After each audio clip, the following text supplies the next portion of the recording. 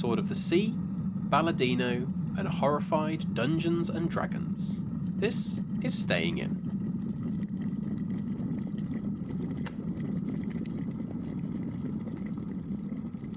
Another one of us on holiday this week. Another one of us on holiday. It's not me, obviously. Sadly, I'm still homeward bound. It's not you, Sam.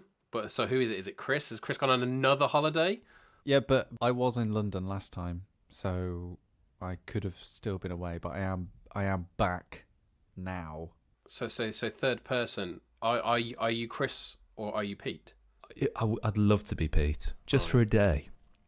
I'd love to know what that would be like. Just imagine. Like some kind of like Freaky Friday exploit that him and I would have where we just swap our lives for a day. Question. Yeah.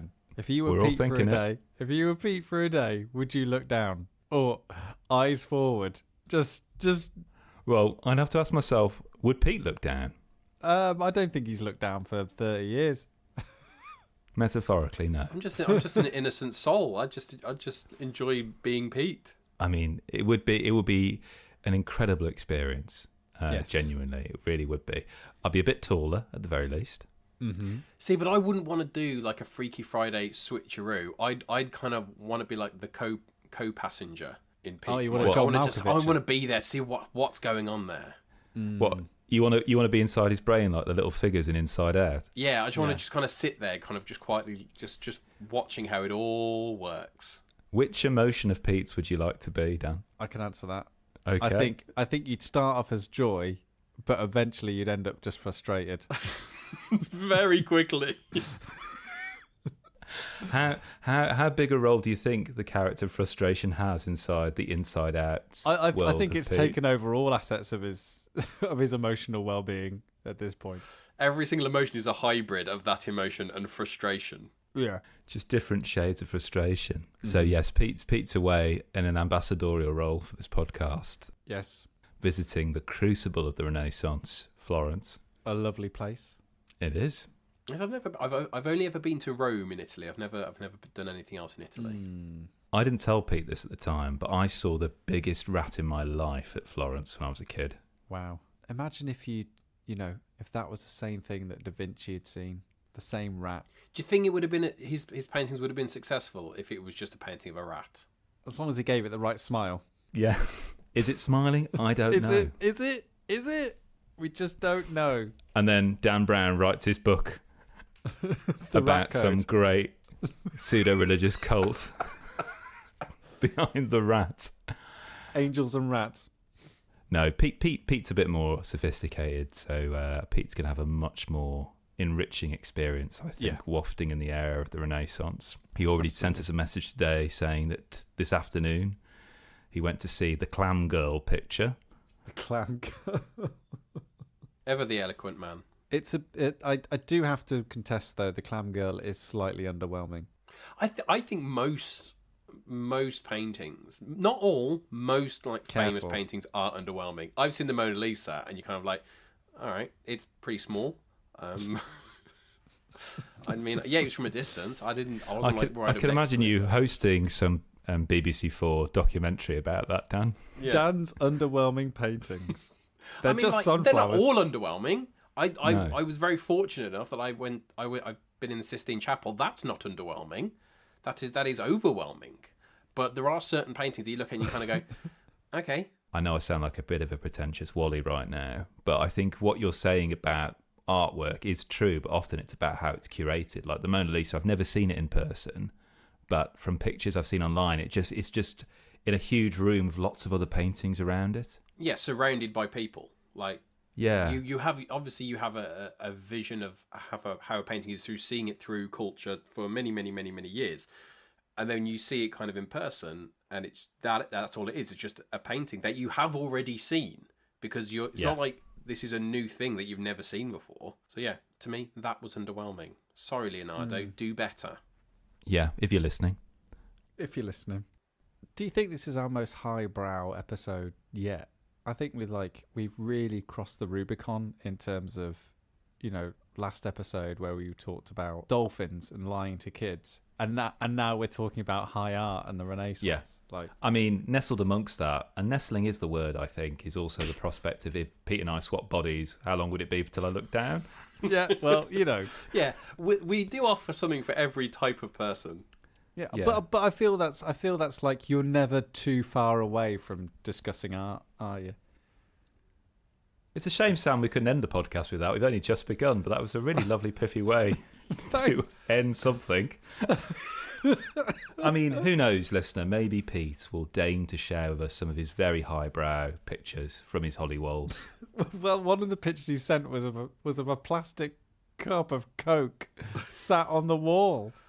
Having been handed it through a tiny hole in the wall. Yeah. Yeah, I'm sure he's having an absolutely lovely time. I just can't wait to hear about the fact his bags got lost again. Yes, the curse of Peter Willington and his travels continues to wreak havoc. I feel like that we are not the same group that we used to be. And it's not just the Renaissance painting chat. But I think 2 or 3 years ago, maybe even longer, we would have not stopped talking about Sword of the Sea. And I feel quite ashamed that it's taken until now for us to bring it onto the podcast. Considering its provenance, to take an artistic term. Why do you think that is? What is it, the fact that it's not really that game company anymore and it's Giant Squid and slightly removed from, the heyday of Journey and Flower? I think there is definitely an element to that.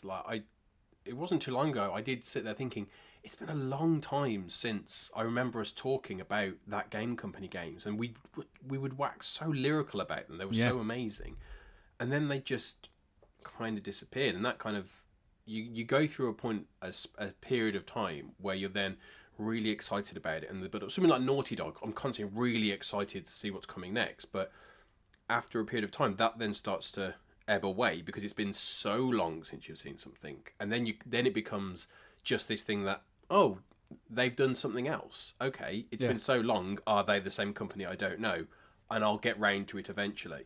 I saw nothing about Sword of the Sea until it was released, and I don't know whether that was intentional from Giant Squid or not. I don't know. It's really interesting if you think about when Flower came out. And since then, the indie game scene has really exploded.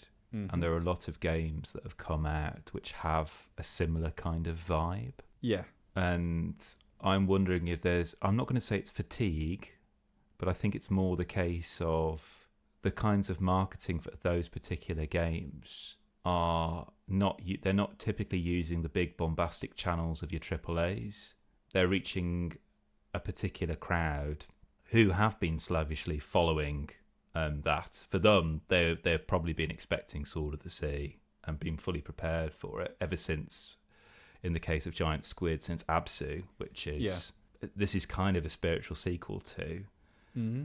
But it's interesting, and not wanting to bury the lead here in terms of what the game is about, but there are very evident and obvious patterns that represent not only Journey, but feel very, very similar to games like Flower, going way, way back. I felt a lot of that similar sensation. I remember going round to Pete's, desperate to play on his PlayStation 3, just so I could play Flower.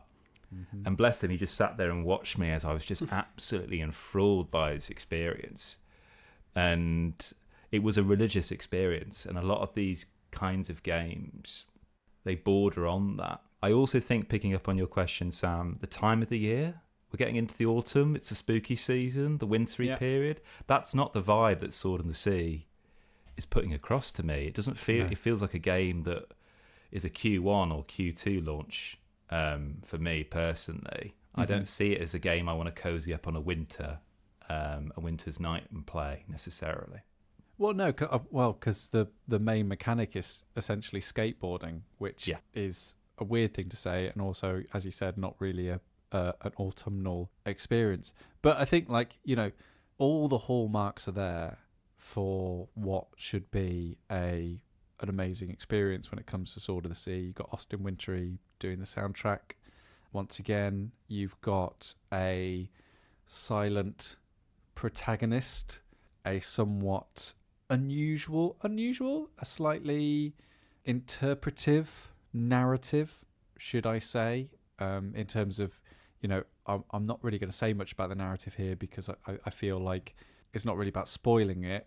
It's more about, it is what it means to you. I think the narrative, I think it's very much open to interpretation in terms of what the narrative is. In fact, it's probably the most prescriptive narrative they've done in terms of actually giving it some sense of like a body and like a traditional arc type structure.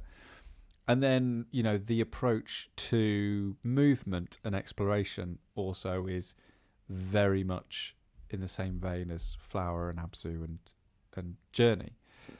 So Sword of the Sea, I think it is quite remarkable for what it is, considering that it carries so much of the hallmarks of games that have gone before, not just from that game company and Giant Squid, but other games as well. Like, it does feel very much like a refinement of those kind of styles, and I think in any other hands it would have felt like, it's a game that's a bit like Journey, or it's a game that's a bit like Flower.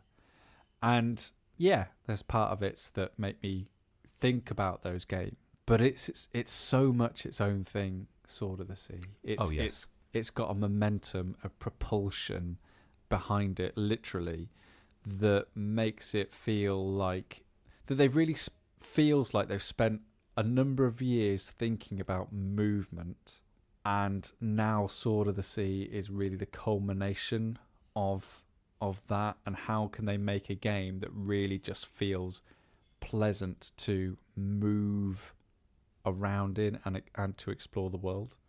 So I haven't managed to play this yet, and I'll be honest, I've not seen too much about it. So you say it's kind of, you mention it being skateboarding, and obviously it's not. Yes, we're not talking Tony Hawk's here, but like, what kind of game actually is it? It's a skateboarding game. It's an open world skateboarding game. I mean, I'm genuinely not being flippant.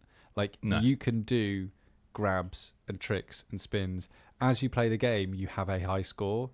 There are certain parts of the game where you will come across score attack areas where you've got to get a certain score and get a certain combo at certain points in order to unlock certain benefits. Like, that was the thing that really shocked me, because I was just like, this isn't really a skateboarding game, is it? And they're just like, no, it is a skateboarding game. Yeah, because actually, as Sam says, what you've got, Dan, is these beautiful levels. Like Journey, every level has a different kind of colour palette, a different texture to it. But actually, if you stripped all the textures away, actually it's just a giant skate park. Yeah. And it does a really very clever way of guiding you around through that skate park, for want of a better word. But it's the biggest skate park you've ever been in. And in a manner that doesn't overwhelm you, in a manner where the visual cues kind of hinting of where you go just intuitively just appear.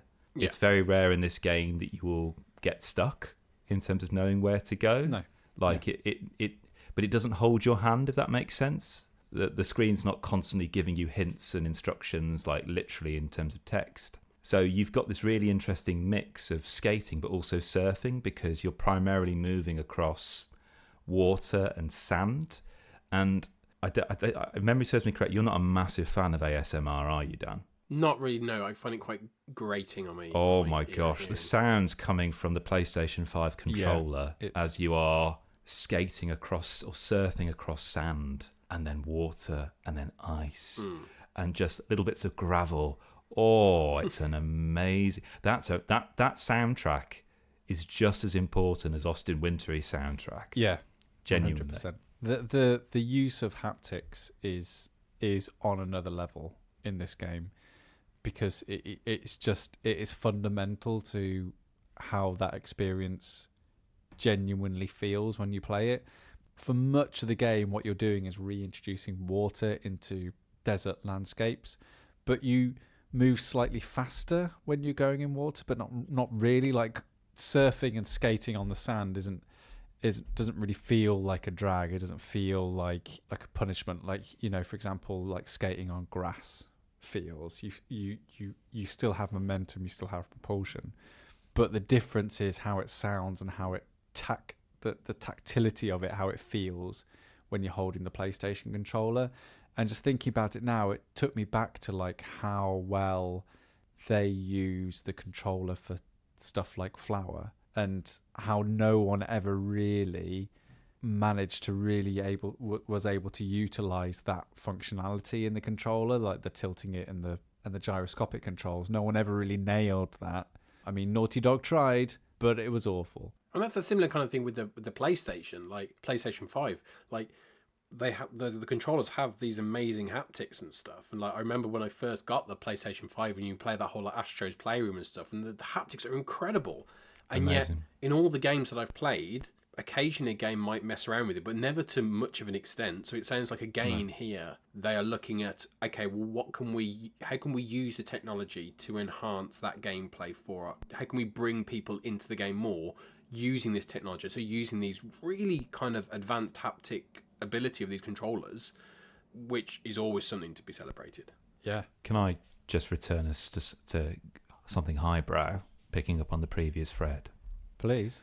So there was a Hungarian-American psychologist whose name I've never been able to pronounce. Give it a shot. Go on. Taking a run at it. Yeah, or anglicize it. Pick your poison. Go one way or the other. Yeah. Yeah. Mihaly Csikszentmihalyi.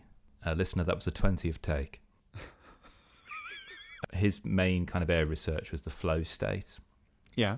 Which is where we get it into human beings where we ever so slightly zone out in something, and it's when we're doing something which is not too difficult that it's not attainable, but equally is not so easy that we just kind of get a bit bored of it. It's that kind of sweet spot in that Venn diagram. So you get it when you're doing sports, or when you're performing, or if you're just very good in your job, or when you're driving and you get that highway hypnosis thing where you forget, oh my gosh, 6 junctions have been and gone, and I can't remember what really happened there. You were just in that flow state.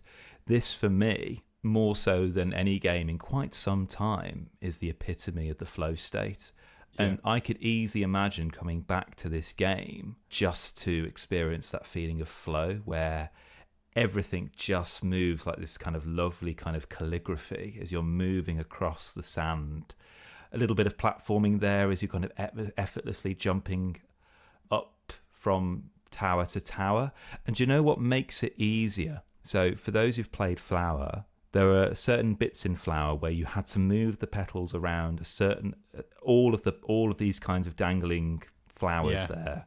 You had to hit every single one in order to trigger the next level. And sometimes when you're in that flow, you may just miss one, and then that flow's interrupted. You've got to go, hang on, stop, U-turn, let's reverse petals and go and capture that one flower. What I love about Sword of the Sea is that as you're swirling around, the game basically goes, yeah, you've got enough, and it just activates the next bit. So it just keeps that momentum going constantly. It's really satisfying, that kind of dopamine hit. Wasn't their first game literally called Flow? Yeah, I think so. That game company, yeah. I think going back to we talked about kind of like why we hadn't heard about this, and I think as I talked about, it had been a long time since we'd had, and obviously it's not that game company anymore, but it had been a long time since we'd got a game from these people. I think one of the reasons as well could be around the fact of when those games like Flower, like Journey were coming out, there wasn't a lot of other game companies making those games. There were some, but there weren't that many. So they were special. Then, as Chris, as you say, the indie scene then exploded, and suddenly you do have other people doing this. So they don't stand out. And this kind of strikes me now as like that thing of, yes, we do have a lot more of these casual, slow, methodical, kind of relaxing games. And we talk about a lot of them on here. But this is kind of like the big dog coming back in and their new game. These guys do it better than anyone else. Like open world, big time games like your Grand Theft Autos. There's loads of them, but then Grand Theft Auto comes in and that's the one. Same with Naughty Dog and action adventure games. When they come in, they're the one. There are plenty of other games, but these are the big guys. And I think that game company, because of their history, because of such beautiful games in the past, that's why they deserve this attention, that's why it's strange that we haven't had that attention on this. But here we are. We're doing the Lord's work. and Sword of the Sea is available for absolutely nothing if, like me, you did a very stupid thing one year and bought PlayStation Plus Extra. Yeah. We're getting to the spooky season soon. We are. Welcome to the middle of October. I'm not a fan of the spooky season. Are you not? You're not, are you, Daniel? I'm not. Never have been. I'm not a fan of a spook. Has anyone here actually tried a pumpkin spice latte? Well, I'm not a big fan of pumpkin or spiced drinks or coffee, so it's really not in my It's a triple wheelhouse. threat. It's the worst thing. It's the worst thing.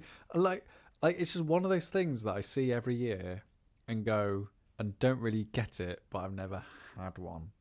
So I'm obviously not missing out on anything. Well, we don't know. None of us have had one. Well, because pumpkin spice is essentially just cinnamon and nutmeg.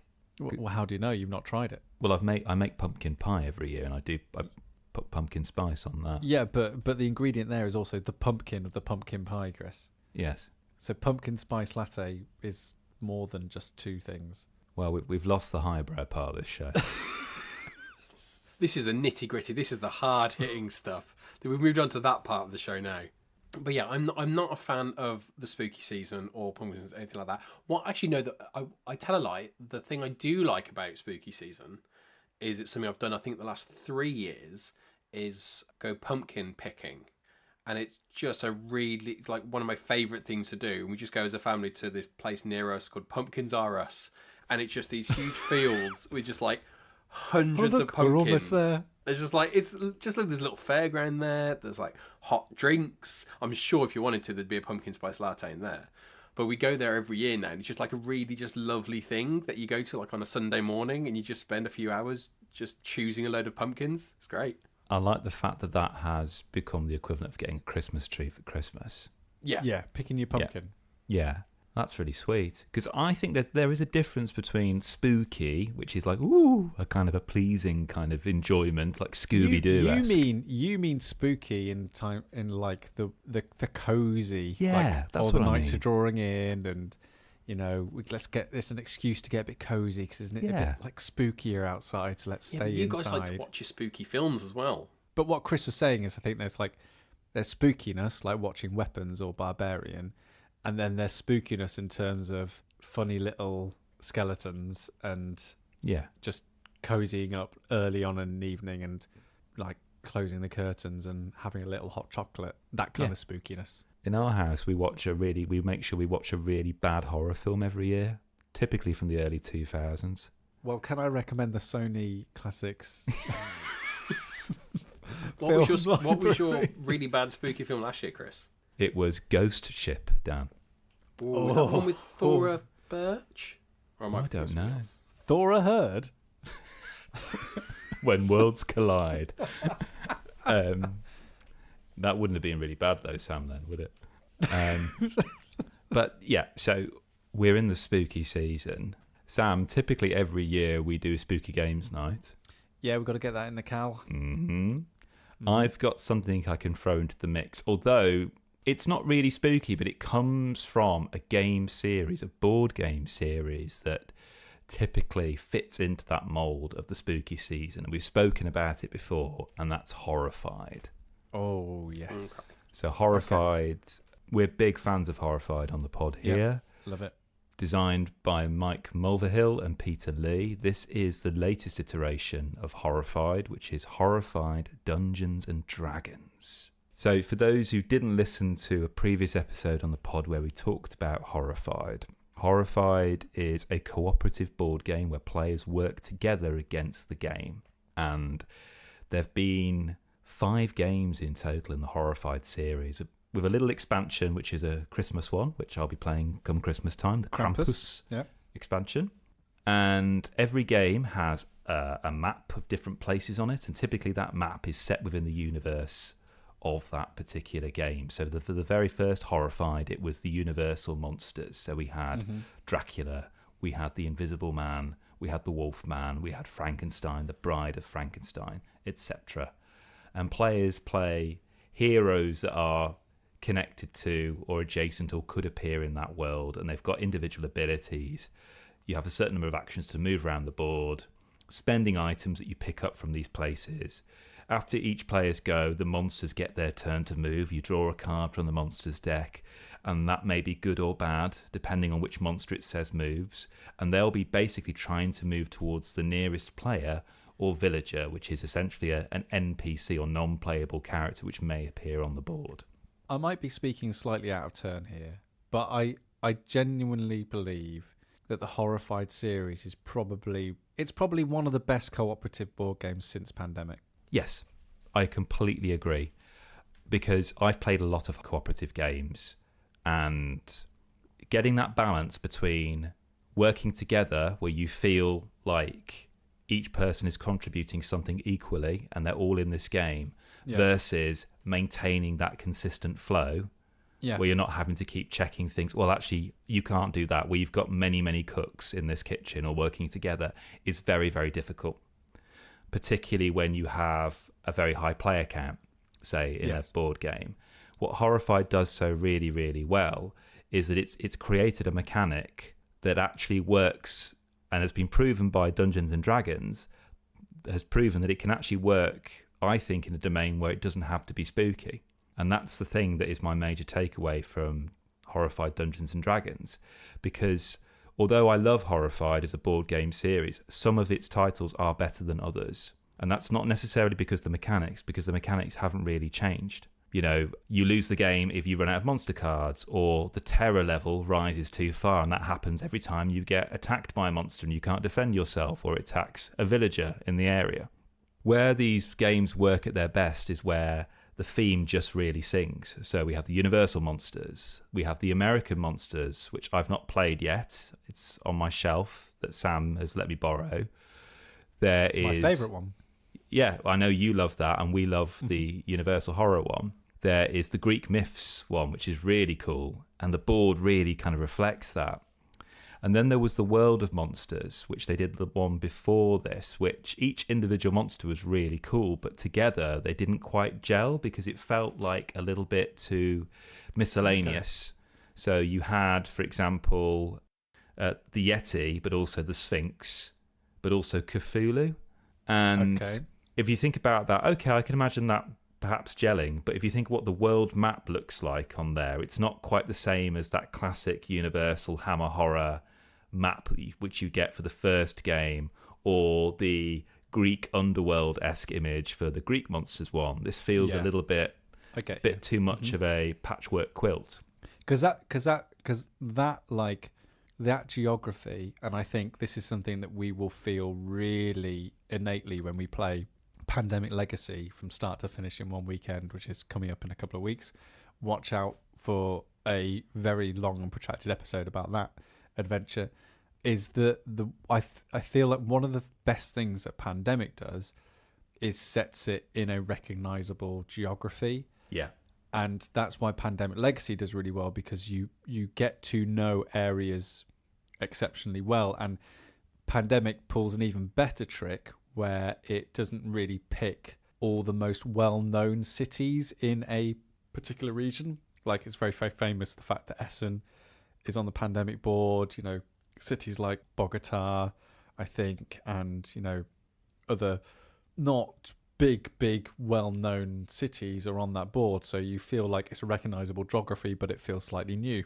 And then Horrified does a similar sort of trick where you know these geographies really, really well, even if you've never been there. So as you're saying, Chris, like the American Monsters one, it's like got the stadium, it's got the high school, it's got the cinema, it's like all those locations that you would find in an American horror movie. Yeah, absolutely. And like the original Horrified has got the farmyard, and it's got the pub, I think, and the police precinct. The police precinct, all those kind of things from the classic Universal movie. So and I think that's why it works so well. So I can understand your reservations about the World of Monsters, how it kind of tears at that a little bit because the geography doesn't feel that settled. So considering D&D could be anything, I mean, is it just set inside a dungeon, or is it a bit different to that?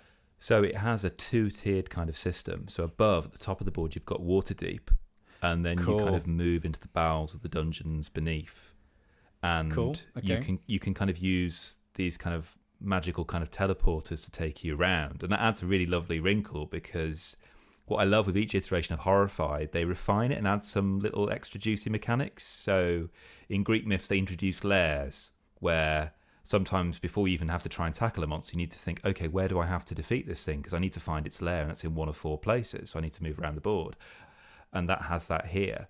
But in Dungeons and Dragons, with the teleporting, you look at the map and think, okay, that monster's actually quite far away from me. And then you think, oh, actually, no, it isn't. It's right next to a teleporter. So actually, that would jump it really close to me. And what's quite telling, picking up what you were saying, Sam, is that typically every monster in a Horrified game has its own difficulty level, and they give you a recommendation of which ones to kind of start off with. And they do that here. But I find it very interesting that in the rulebook, it says that every single monster in Dungeons and Dragons Horrified has high complexity. Yet we found it a lot easier to play this game than we did World of Monsters, because it just worked really, really well together as a whole, and we really got into the kind of theme of it, let's say. And I can say that as someone who has never played D&D, understands what it is, as like many of us here, we've experienced it from the outside, you know, watching or listening to other people play it. So I'm not as invested in that world, apart from playing like Lords of Waterdeep, for example. Yeah. But this really spoke to me. And the reason being, at its core, is that it's got the best bits of Horrified that I know and love, but it's doing something different that makes it feel like D&D. So you get, in addition to the miniatures, which you usually get in every Horrified game for the monsters, you get a D20. And what's really cool about that is that, yes, like every Horrified game, I choose what character I want to be as. So here, they're emulating the classic character types from D&D. I can be a fighter, a rogue, a wizard, a cleric, a bard. But unlike the previous Horrified games, where I have one bonus action that I can do that's specific to me, and that's really cool, and that's a classic cooperative thing. But the problem with that is, though, that sometimes if a player does something, I go, okay, well, based on my ability, I know I can't help you, so I'm just going to be coasting for the next 2 rounds. Yeah. In D&D Horrified, it's my go. I'm going to roll my D20 and let's see what I can do this round. And it's different depending on which character you are. So it means I can't plan ahead, and it means everyone's looking at me when I roll my dice, and it feels like a D&D game. Oh, I got a D20. Brilliant. We're not going to draw a monster card this round. Or I get 4 extra actions. That's amazing. Okay. I hadn't even thought that I'd get this bonus. Brilliant. So you've kind of got that sense of an excitement about it, where monsters that can perhaps be difficult sometimes may be difficult because you didn't quite get the dice rolls you wanted. And how does that work balance-wise and fairness-wise? Because there's sometimes when you play Horrified, which is just like, well, don't worry about that. I'm going to just take care of that this round. So just don't worry. I've got that all sorted. Yeah. So don't worry about it. But if you're throwing in this element of randomness, this RNG, like how does it actually suffer from that, or does it actually mitigate that in some way?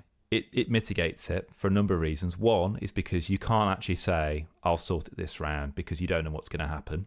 And 2, it's only really if you roll a 1 that you can't do anything. And even then, it's just like, you don't get to use an action this go. You'll still get your 4 other actions that you can do. But this special bonus action, this little flourish, you can't do. But 9 times out of 10, although statistically it's more than that, you can do what you want. Fab. And it still felt like, okay, this is still a bit of a challenge because we don't know what we're going to roll. And you can maximize that where the difficulty, if you want to. We started off with 2 monsters that it recommended. So we played against the Beholder and the Displacer Beast. So the Beholder has these, for those who've not experienced D&D, it's basically like Mike Lebowski from Monsters Inc., but instead of being green, it's a different colour, and it's instead of having arms and legs, it's just got loads of tentacles, each with an eye on them. Yeah. And what's really cool is you often have to use the D20 to defeat the monsters. So when we get into the position where we're trying to weaken it, we roll the D20, and that tells us how many eyes we can kind of put out of action. So sometimes actually that I like that through line. The D20 is not just, okay, what can I do this round, but it also extends elsewhere throughout the game, particularly in defeating the monsters. Because I was going to ask, kind of, how does a game that is set up in the way that Horrified is factor in that whole idea of chance that obviously you get with Dungeons and Dragons, and the flexibility that Dungeons and Dragons has, and obviously that D20 mechanic is a really nice way of doing that. how does that affect, on the flip side, how does that affect that core game? Because obviously you're introducing this level of chance into it that you typically wouldn't associate with this game. If you look at the other versions you've played, how does that have any negative effects to it? No, because what happens then is it goes both ways. So when you're going up against a monster, it's a gamble. And usually that gamble is just being in the right place at the right time and spending the required number of items. But now with that dice, you roll well, you can actually do more damage. You roll badly, that could come back at you in some way, shape or form. And that's where I think it balances it out neatly, where you don't feel too overpowered. In fact, it's just more exciting, I think, now, because what's happened is that both us and the monsters have unlocked an extra set of abilities, which is really cool. So the monsters roll dice as well. They don't roll dice, sorry, to be clear, but like when I'm attacking them, if I roll badly, that can actually affect the way how I can defeat them or not defeat them. For example.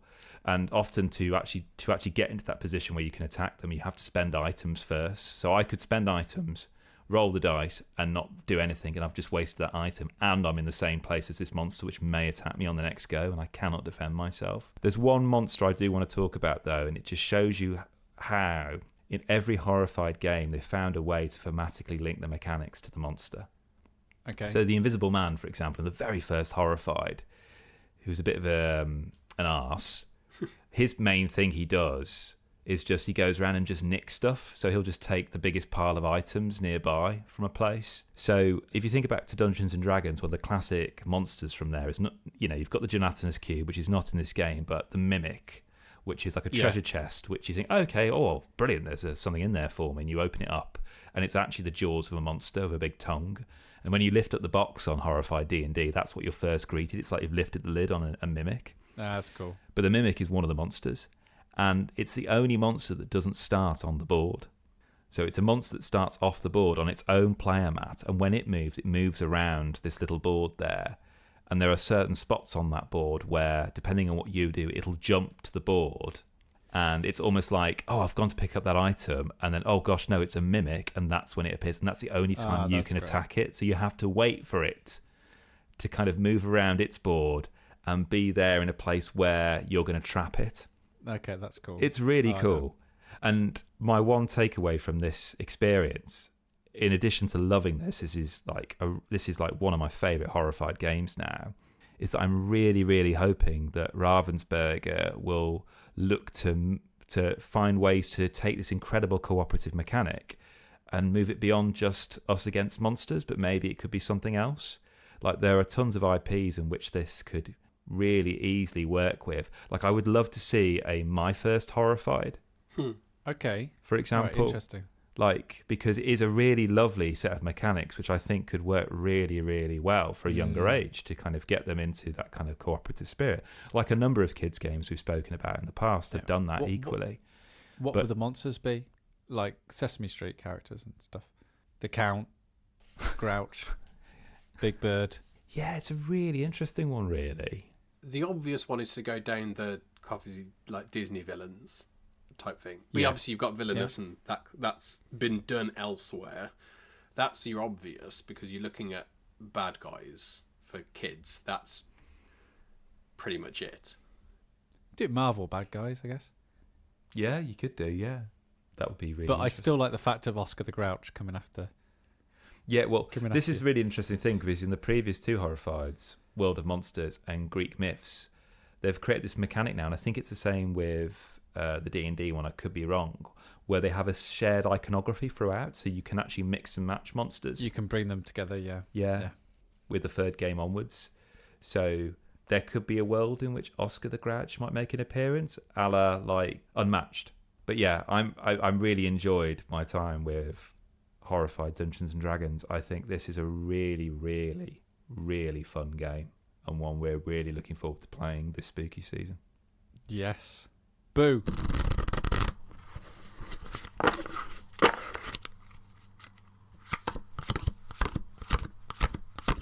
We'd spoken, it might have even been last episode, about how I'm working really hard to get my son into the same things that I am in. It was because we were talking about Mario Kart World, which he's still absolutely loving. Absolutely loves it. So, video games, nailed. Done it. Mario Kart World, done. And I think we're finally there with board games. And there's been one game in particular that he's taken to a duck to water, which has been a game called BalaDino. BalaDino. BalaDino. Or BalaDino? BalaDino. Is this like Balatro for kids? Oh, I wish. Can you imagine? I wish. I could. BalaDino is a very, very small box game. It's got this lovely art style of children walking alongside dinosaurs in a whimsical land. And it kind of combines a lot of those elements of games that are quite popular in early years titles. So there's roll and move and there's risk taking. And those are the two things that I see in quite a lot of games at that age. Previous to this, my son's favourite game has been Stomp the Plank, which is pretty much nothing but pushing your luck and risk taking, which he's very, very bad at. But BalaDino has been a really nice sort of change of pace, a different way of approaching that push your luck mechanic that's just got him to think a bit more about what that actually means in a game. So how BalaDino works is that you have this track in front of you, a horizontal track. It's just got a start and the end. There's no wibbly wobbly turns or curves or anything. It's just a start and a finish. And every player gets a dinosaur and a what's called like I think it's like a steward or a keeper of this dinosaur, like a friend. So these kids are keeping these dinosaurs as pets, essentially. And on your turn, you roll your dice and you move either your dinosaur that far forward or your keeper that far forward. And the aim of the game is to be the first player who gets their dinosaur to the end. But here is the rub. If at any point you roll a whistle, if the distance between your dinosaur and your keeper is more than a certain amount, you have to take your dinosaur and your keeper back to the start. And essentially you have to start again. And that simple mechanic has been enough to enthrall my son and to really sort of help him understand the strategic elements of pushing your luck, but also enjoying the feeling of roll and move games where you just need to get one result on the dice, and if you just get that, it'll all be fine. If you get 2 or 3, it'll be fantastic. But if you just roll that one, then that's it. You know that you've created this situation all of your own making. Because Stomp the Plank is great, but it's too great a probability to really, especially at that age, to count cards. Like, it is all luck. However, with BalaDino, it is your fault. It is all your fault if you create that situation where your keeper and your dinosaur are too far apart when the whistle gets blown. And that shift of like the game deciding where the probability lies to then the person, the child, deciding when that probability lies has been really, really, really amazing to like see him really understand that. It's frustrating when his usual tactic of dinosaur just sprints out the gate and just doesn't stop when that actually pays off. But it sounds quite cool to say. I can just see you getting really annoyed at, no, you're not following the strategy. Yeah, absolutely. That's me to a T. And then there's other elements to it which are really, really cool. So on the board you have like these benches, and if your character stops at a bench, you get a superpower, and that superpower is usually something like, you get to move another player's keeper, another player's dinosaur, or you get to move one of your own dinosaur pieces. And the game itself like tries to create these dynamic situations between like the distance between the keepers and the dinosaurs by having these dinosaur footprints on the dice. So if you roll one of those, you immediately move the dinosaur to the next dinosaur footprint. So it might be completely out of your hand about what will happen. So obviously, like, this is not Twilight Imperium 4th edition. Like, this is not really mechanics heavy. It's not really rules heavy. I just wanted to share it because it's been an absolute delight of a discovery of a children's game to actually play with Hugo. And going back to how I started in terms of how I knew that I'd cracked it, in terms of him feeling like he's engaged with some of the same things that I am, is that he had a play date recently and he had one of his friends over and he got BalaDino out and he taught it to his friend to play without me being there. I mean, they got the rules completely wrong and it really frustrated me, and I had to do everything I could to be like, just watch him, enjoy it, watch him. Oh, isn't this a lovely we've seen the photos. Sam had a stern talk with him after the other friend had left. Can I ask Sam, is there much player interaction in this game? So is there a case of, like, say with the bench, only one person can be on that bench, or once you've got to that bench and got that upgrade, that's it, you're the first to get it? No, the benches are, benches are quite democratic. It's a public bench, There's a public bench. They're open to all. Some of the bench powers allow you to interact with other players, dinosaurs or keepers and pieces on the board. But I'd say that that's another benefit to it is, the player action is seeing how other people are handling this elastic band strategy of how far are they going to risk these two players being separated from each other. And it's such a simple concept, so well applied. It sounds quite trite to say it, but kids love dinosaurs, and that's a big selling point of just moving little dinosaur pieces around the board. Like, never underestimate how well dinosaurs land in your art and iconography with these kind of things. So it comes highly recommended. One of his favorite games, but the fact that he felt confident enough to teach it to someone else and also loved it that much is like a real sign of a hit in our house for us. So that's BalaDino. I think it's good that we talk about these kind of games as well. Like, we've talked about kind of Garden Heist in the past, we've talked about Outfox in the past, games that aren't particularly challenging for kind of adults, but there is that whole element of that introductory game. So I remember, like, with video games, I talked a lot about my eldest learning games, and like there being like a process of, okay, well, what step-by-step games would he learn to play? Like, I think the first game he ever played was Donut County, because it's like one touch, just move around. Whereas now, me and him will play Minecraft, and we're playing Minecraft and Stardew Valley and stuff, and he's off doing his own stuff in those worlds. So it just builds up, and it's the same with board games, that you can just build up one piece at a time, different mechanics, different elements, just to learn, just to kind of cement those foundations, which enable you to then go on to all these more complex games. And they all have their place.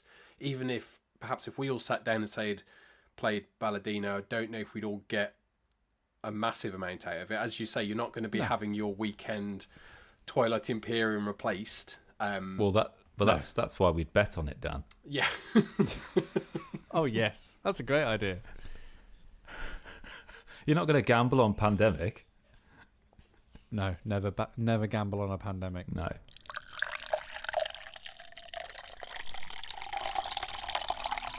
We've had a listener question come in. Okay, hit me. You can get in contact with us for a myriad of different ways. Instagram, Twitter or X, or email, stayinginpod@gmail.com. So this is a question we've got from Neil, from the Neil Bailey. Thank you, Neil. The question is as follows. Hi folks, the latest episode where you said which of you would be which Fantastic Four character made me think. If you're up for the game, if each of you was represented by any movie already made, which would each of you be and why? I love the fact that has been made. Well,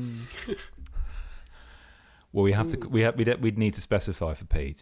Oh yeah, it's a shame he's not here, because that would be incredible. The man who doesn't know any films, what film would he be? Is there not a quiz that I could fill out that would do this for me? Ever the shortcut. What film?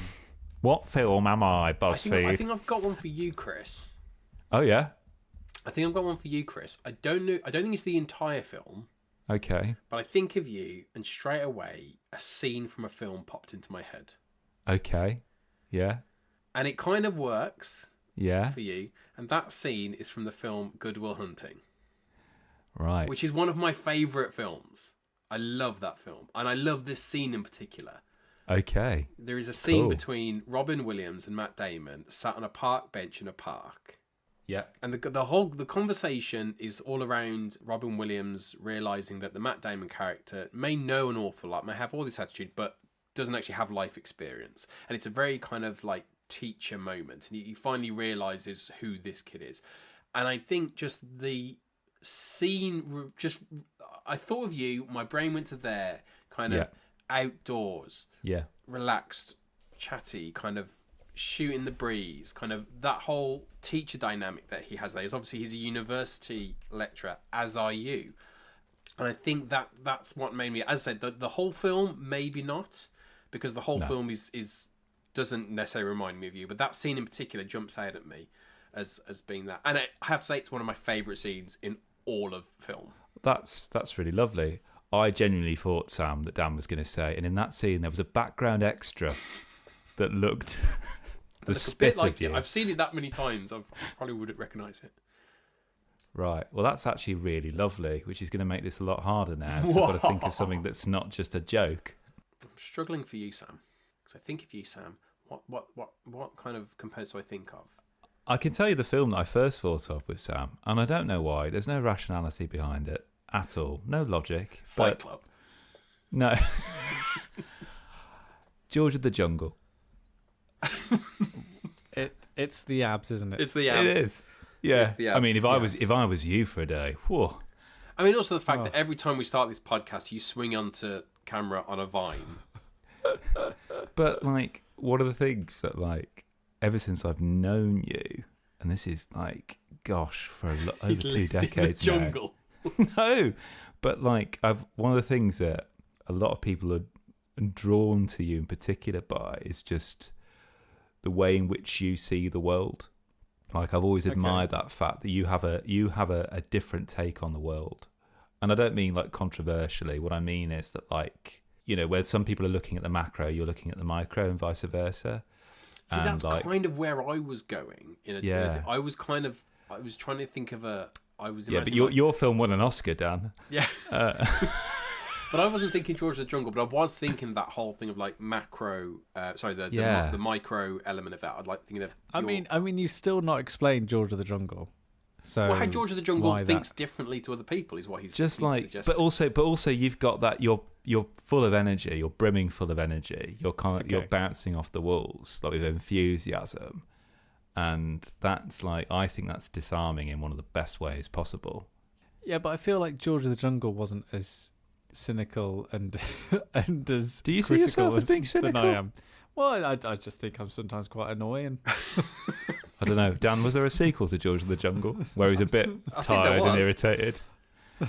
See, I was thinking of Sam in terms of that whole kind of really focus, really kind of narrowing in on a specific topic, like with you and playing games and stuff like that, and then also being quite impulsive, the way you will play a game for 10 minutes and say it's the best game you've played all year, or a film that you've watched the first or a TV show you've watched the first episode of and say it's the best TV of the last decade. You are prone to certain pronouncements like that. Yeah. And I was trying to think of a film that lent itself that way, and I'm struggling to kind of... That's impulsive and quick. Yeah, but not impulsive in a bad way. No, okay, I get you. Well, I've just taken a BuzzFeed quiz which said my genre of film is horror. If I was a genre of film, it would be horror. So, yeah, I don't know what that means. I can't think of a horror film that's like that. There's always Ghost Ship. There's always Ghost Ship. It was Ghost World, the film I was thinking about earlier. Gosh. Oh, based on the comic. Yeah. Great film with Scarlett Johansson and Flora Birch. Yeah. Right, we can come back to me. I'm an enigma. It'll take a while. If you're an enigma, we could do Batman Forever, Mr. Enigma. I was worried you were going to say Zodiac then, Dan. Colourful, impulsive. Yeah. Sometimes. So you're the Riddler. Wrong thing. No, I'm not the Riddler, but I just said in terms of our film, it's colourful, it's impulsive. It sometimes does the wrong thing. Yeah.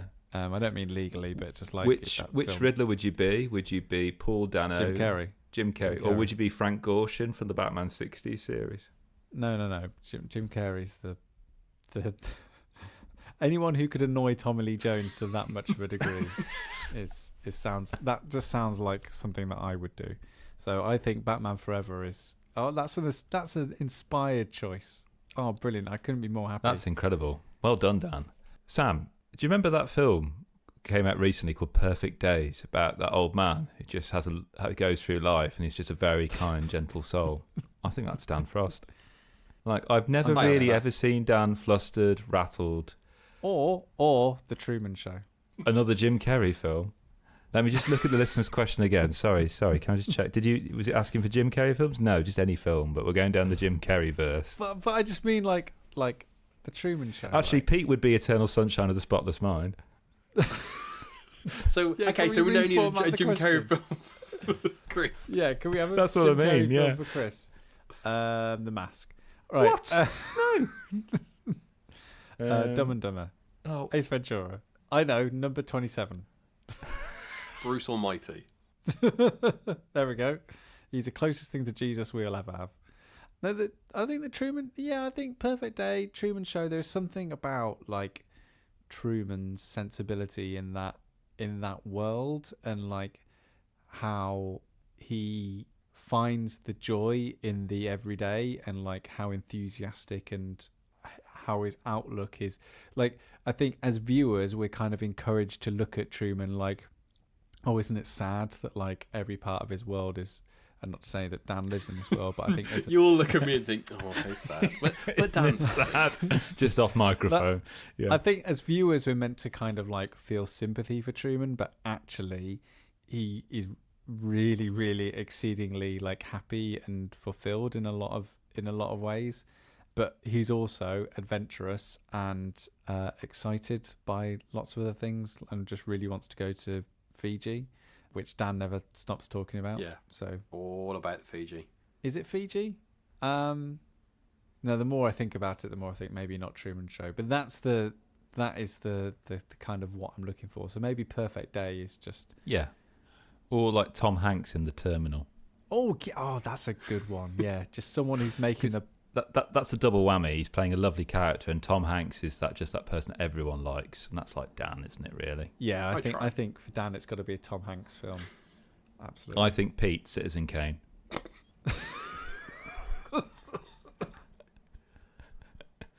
Scarface. I was going to say Parasite. Parasite. Snowpiercer. Oh God. I think he's not here to argue with us, so we can say anything. But even if he was here, he would have no idea what we're talking about. La La Land. Who'd have been nodding along to all of these? La La. Is La La Land a good one for? I don't know why. I think for Pete, we've got to go. Isn't it Tom Hanks in Castaway? I mean, he's in Castaway. Yeah, I'm not seeing Pete in that. You're not seeing a man who is plagued by travel, but yet remains eternally optimistic. What about The Secret Life of Walter Mitty? I've never seen that film. Oh. It's not a great film. It's Ben Stiller who goes on a long journey to collect some photographs from Sean Penn. That's the plot synopsis on the back of the DVD. Yeah. But if you were talking about travel and that kind of commitment against kind of all odds in pursuit of a goal. Mm-hmm. Yeah. I mean, deep cut here. Homeward Bound. Ooh. Yeah. Okay. Now Pete would be a great Shadow the Golden Retriever. Could this be what film represents us as a group? What? Oh yes, Homeward Bound. No, that's Batman Forever again. Yeah, this isn't quite the Criterion Collection, is it? But I feel like that's four solid films. Yeah. So what do we say for you, Chris? Well, I started off strong with Good Will Hunting. Yeah. So I'd like to lock That's that in good. if possible. Okay, Good Will Hunting, yeah, see that. Batman Forever, that's me. Dan, Perfect Day. And then we'll finish off the quadruple bill with Homeward Bound. Done.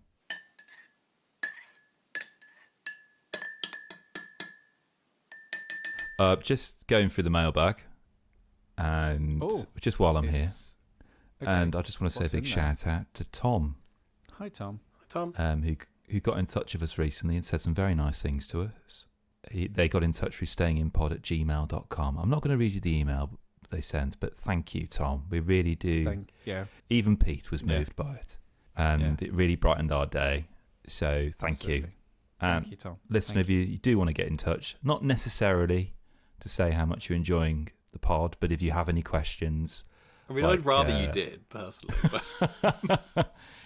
if you have any questions like Damien did beforehand, or if you've got any suggestions to us, what would make your spooky times great while staying in? Yeah. It's raining outside, it's cold. What do you like to cozy up with inside? Whether it be a book, a video game, a board game, a film, or a TV program. That's what we're really here for on this pod, really. The best things worth staying in for. And do you consider pumpkin to be a key ingredient for a pumpkin spice latte? That's that's basically the big critical. takeaway from this episode. I mean, if you've taken nothing other than that, then that's okay.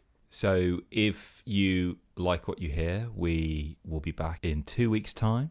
We will. In the meantime, if you want to check out any other board games we've looked at, you can look at our BGG page, where everything we've reviewed is up there. Likewise, Sword of the Sea will also be on our Steam curation page as well, and there you can find any other video games we've reviewed in the past. A shameless little plug for me, the Spotify playlist will definitely be featuring some music from Austin Wintory, which is incredible, the music for Sword of the Sea. Creating that flow-like state. And all these links can be found in the show notes of this podcast, as well as on stayinginpodcast.com. I think that's it, isn't it? Have I missed anything? I think that's it. That's it. We're wishing Pete safe travels back. Hopefully he makes it back. I think at the time recording, I saw something in the news about 2 hurricanes are set to make landfall on the UK. So, yeah, he's definitely coming back. He's definitely coming back. Accompanied by a golden retriever, a bulldog, and a cat. Yeah. Next time, can we do that movie question, but what Batman movie are you going to be? Because I think that would be cool. That'd be cool. Yeah. Okay, brilliant. Right, you never... What was the great thing that I said? You're never more than a couple of steps away from great art? Yeah. It was that great. Yeah. It was that great, I remember. Art's everywhere. Art's everywhere. Yeah. There we go. Is that our new outro? I feel like I should be saying take care to you. I think I'm gone. I'm riddling myself out of this. We used up all of our cognitive faculties with that early highbrow peak. Yeah. I think we peaked too soon.